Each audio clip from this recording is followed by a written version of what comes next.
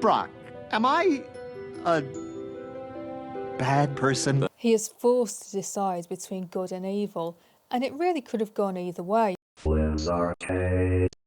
Hi, this is FlynnsArcade, and this is my video about the Venture Bros episode, The Doctor is Sin, written by Jackson Public, with special reference to this book here.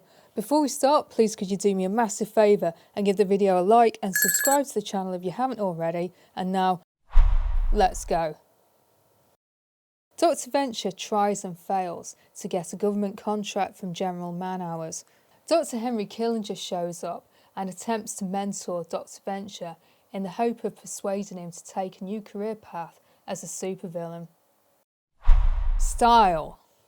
This is a psychologically charged episode, and it delves into the darkest recesses of Dr. Venture's mind as he deals with his feelings towards his late father and his resentment towards his more successful brother JJ. In the art book, Jackson acknowledges just how loaded with symbolism this episode is. In order to help him move forwards in life, Dr. Killinger gives Venture a vision. What follows is a surreal sequence when he regresses back to his childhood kitchen. You've got to get a good breakfast, because breakfast is the most important meal of the day. King Nutrimant's my favorite, but you don't get a prize. Ah, what are you trying to do to me? Special mention to the fact that cereal's called Alpha Dog. I can't help feeling that that's symbolic.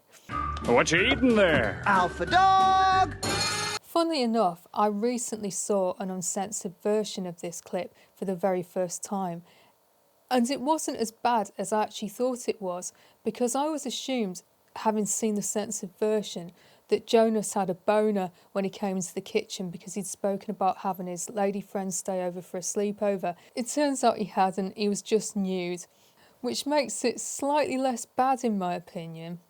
However, his nudity over the breakfast table was enough to traumatise his young son.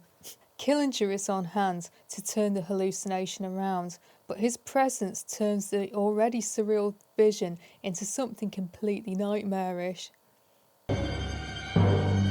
This is the moment your feelings of inadequacy first manifested themselves, when your father turned from role model to torment a rival. What are you going to do about it? The last few episodes I've made videos about have featured different characters, but this episode felt like a real reset, and it fully established Dr. Venture as the central protagonist of the show. This was illustrated by the tour of the Venture compound. In the art book, Jackson talks about how this helps remind viewers that Dr. Venture is a down-and-out scientist who is looked down on by the military-industrial complex. The design of the Venture compound has been revamped, and Jackson describes how new rooms have been added to the layout of the place. Cultural references. The iPod. The picture on the billboard is an ad campaign for the iPod, which was being run around the same time as this episode was broadcast. It features a picture of JJ, which establishes JJ as the Steve Jobs of the Ventureverse. The billboard is in the middle of nowhere, which further establishes just how vast JJ's reach is. Since it is shown in combination with Rusty's failed attempt at recruiting day labourers. And I'm gonna need one or two guys who can do phase plasma spectrum analysis. Any takers? Anybody? No?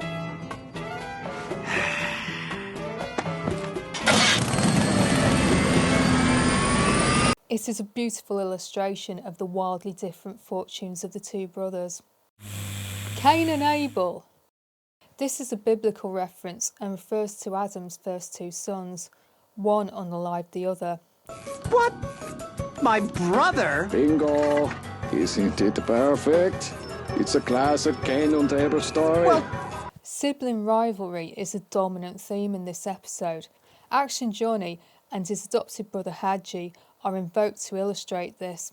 What am I to do? My wife will leave me if I bring him to the house again, but he is like my brother to me. Brother, hold on, Raj. I forgot. I got Rusty on the other line. Rusty? Has he asked you for money yet? Ha ha! Hold on, Haji. Rust, you still there? It's nice to see them juxtaposed with JJ and Dr. Venture to help demonstrate how one brother can be really, really successful and the other brother can be a complete pile of fail. David and Goliath. The Goliath will not stop crushing your soul until you slay him once and forever. Kill him, take your rightful place on the Venture throne, and become the golden boy king godhead. Lights out, son. It's time for bed. Do it! Slay him now and forever be free! Another biblical reference.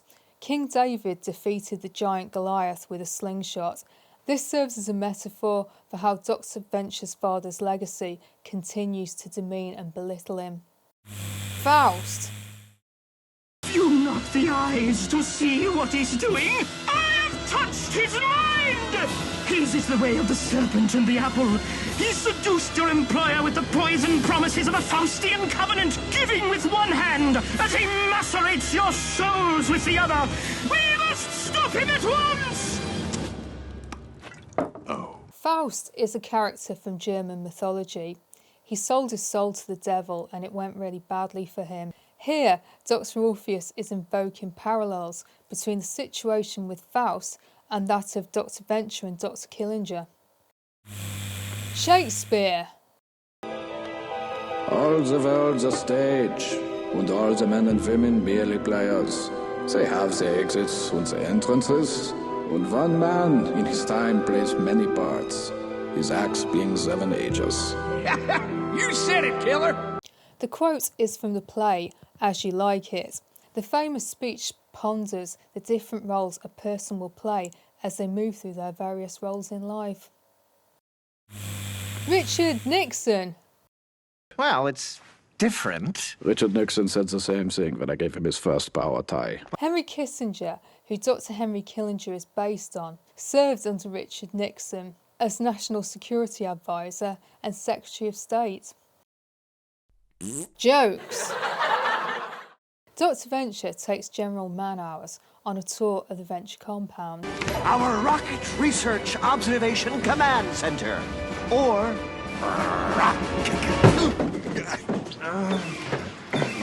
Just a sec.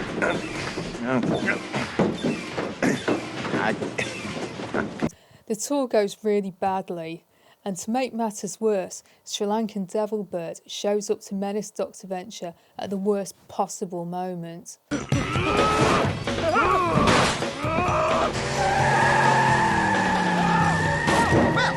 Since everything seems to be under control out here, what say we head back inside and talk business? That's not the last we've seen of Sri Lankan Devilbird. Or rather, it's the last we've seen of him, but his costume will show up in many years' time when Brock starts wearing it. Upon waking up from Killinger's vision, Dr. Venture realises that he's naked. Careful. The vision was so traumatizing to your psyche, you had a seizure. What? How did I get in here? Why am I naked? Did you slip me a Rufo? You're naked because you've been born again. After Killinger has left, Dr. Venture is visibly upset by his absence, leading to this conversation. He left, so he thanked me for my time, wished me luck, and then just flew out the window. With your pants. Is that the severance package? That sucks. Character development. You okay? I don't know. He thinks I'm a Brock. Am I a bad person? The hell just happened? Am I Brock? Dr. Venture's moral compass has always been quite skewed, from back in the pilot when he invented the U-Ray, through to his invention of the diabolical Joy-Cam. His status as hero has always been up for debate. In this episode, viewers really get to ponder this. He is forced to decide between good and evil, and it really could have gone either way. He certainly appears happy to get his life back on track under Killinger's instruction, but he has always seen himself as a good guy, and he just can't bring himself to switch sides. Dr. Henry Killinger. Dr. Henry Killinger is back again, and this time he's attempting to work his magic onto Dr. Venture. In the art book, Jackson describes how he is there to help people promote the best version of themselves. He believes in the balance of good forces and bad forces. It's moral relativism, and the bad guys aren't necessarily evil. They are just really passionate and on the opposite side. This is what he brings out in people, their passions. He connects them with their inner selves.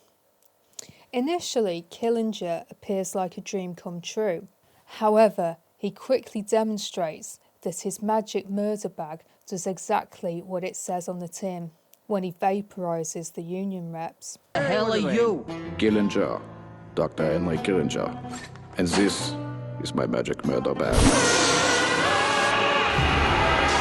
Well, gentlemen, we have a deal on the table. What do you say? Any takers? He also attempts to socially isolate Dr. Venture, first by removing White and Billy from his life, and then moving on to Dr. Orpheus. Your powers are useless on me, you silly Billy. You have until noon tomorrow to vacate the premises. Good day. Eventually, even Brock is sidelined. You vanquished your demonic intruder? Excellent! I presume you've come to invite us back to home. No, that new Killinger guy got rid of all those costume schmoes who kept bugging us, so it's just not a whole hell of a lot for me to do with the compound. This is a really bad move on the part of Killinger, because earlier in the episode we saw Brock and the Orpheus family go out of their way to help Dr. Venture when he's trying to impress General Manhours. Alright, what's next? Future man. Costumes on the rack, wigs over here, makeup's in the bottom tray. Line! Dr. Venture, come quickly. The future is in peril. She swoons. Dr. Venture catches her and they kiss passionately. Ugh, who writes this crap? They were incredibly supportive, and Dr. Venture's life would definitely be a lot worse without them in it. It would also be wrong to go to war with JJ. Whilst his brother annoys the hell out of him, JJ is basically a really good guy, and it would be a tragedy if they became enemies. It's understandable why Dr. Venture rejects Killinger's offer. Rating. I'm going to give this episode a full-on 10 out of 10. I absolutely love this one. It really speaks to my soul. It's beautiful. I watch this episode every few years and it always hits me a bit different. Depending on what's going on with my life, I always react in a very different way. If I'm going through a bit of a rough time, I'm always really disappointed that Venture doesn't take Killinger's advice and become a supervillain, and I've always feel, I know it's going to happen, but I always feel quite sad and feel like it's a missed opportunity that he doesn't decide to have JJ as his arch enemy, because he seems to be doing really well with the Ventureman and Killinger. I always feel sad that he didn't do it. However, if my life's going well, I always think, yeah, you totally did the right thing. And so, yeah, it really is morally ambiguous. At the moment, I tend to think he did the right thing, partly because I really like JJ at the moment. So I really didn't want to see him turning on JJ. But ultimately, I think it was good for him to do to remain on the righteous path. However, I'll probably watch it again in a couple of years and decide that he totally made the wrong decision and he should have become a supervillain. It really is that deep. I absolutely love it, and I was really happy to make this video today about it. Next week, I'm going to cover the Venture Bros episode, The Invisible Hands of Fate. If you haven't already, please could you give the video a like and subscribe to the channel. I'm on a mission to get 1,000 subscribers by the end of the year, so every little helps. I really do appreciate it. Please let me know in the comments what you think. Do you love this episode as much as I do? Do you think Dr. Venture made the right decision when he decided not to become a supervillain? Because I'm always sitting on the fence about that, and like I say, most of the time I tend to think that he really should have gone with Killinger's suggestion. Please let me know.